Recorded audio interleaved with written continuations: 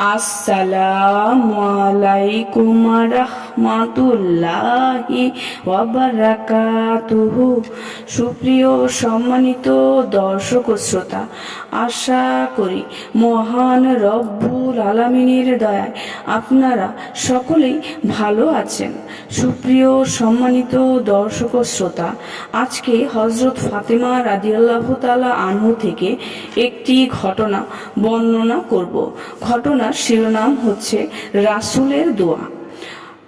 সুপ্রিয় সম্মানিত দর্শক ও শ্রোতা, আপনাদের নিকট অনুরোধ থাকবে ঘটনাটি শেষ পর্যন্ত শোনার। হযরত উম্মে সালমা রাদিয়াল্লাহু আনহা ঘটনাটি বর্ণনা করেন।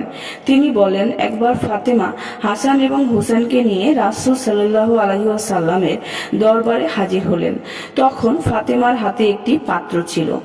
পাত্রটিতে হাসানের জন্য গরম খাবার ছিল। ফাতেমা খাবারের পাত্রটি রাসূল সাল্লাল্লাহু আলাইহি ওয়াসাল্লামের সামনে রাখেন। রাসূল সাল্লাল্লাহু আলাইহি ওয়াসাল্লাম বললেন, আলী কোথায়? ফাতেমা বললেন, হে আল্লাহর রাসূল, তিনি তো ঘরে আছেন। রাসূল সাল্লাল্লাহু আলাইহি ওয়াসাল্লাম আলীকে ডেকে আনেন। সবাই মিলে একসাথে খাবার খাওয়া শুরু করেন।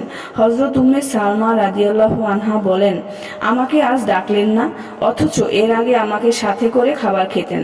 খাওয়ার শেষে রাসূল সাল্লাল্লাহু আলাইহি ওয়াসাল্লাম তাদের উপর চাদর বিছিয়ে দিয়ে দোয়া করলেন, হে আল্লাহ, যারা তাদের সাথে দুশমনি করে তুমি তাদের সাথে দুশমনি করো, আর যারা তাদের সাথে বন্ধুত্ব স্থাপন করে তুমি তাদের সাথে বন্ধুত্ব স্থাপন করো।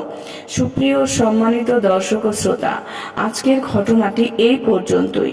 ঘটনাটি যদি ভালো লেগে থাকে অবশ্যই চ্যানেলটি সাবস্ক্রাইব করবেন, লাইক করবেন, কমেন্ট করবেন এবং বেশি বেশি শেয়ার করে দিবেন। সবাই ভালো থাকবেন। আল্লাহ হাফেজ।